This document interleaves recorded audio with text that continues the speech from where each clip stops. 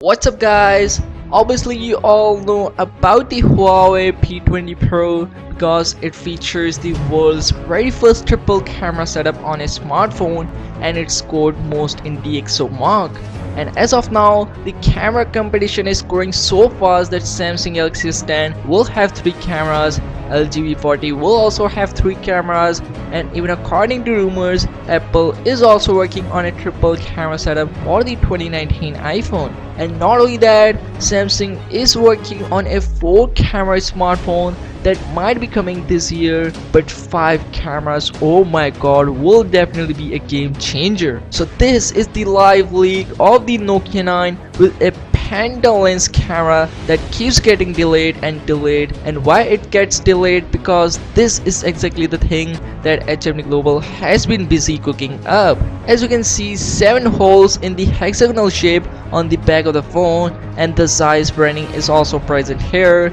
The camera area also features 2 additional holes of the same size, one to house the LED flash and another one I think for the laser autofocus. From the looks of it, it has this glass built on the back which make it more premium, and yeah, it has no fingerprint scanner on the back, which confirm the previous rumors that it's the first Nokia phone to have the in-display fingerprint scanner. Now this phone will also coming with an Android one, means you'll get an Android 9.0 Pie out of the box, and the glass build of this phone also suggests that it will have the wireless charging support. Now the design of the Nokia 9 is still a mystery. We don't know how it's gonna look on the front, but according to Skin and phone designer, this thing will have a notch on top and bottom chin as well with Nokia branding. As for the storage options, Samsung confirms that it will have 128 and 64GB of storage options,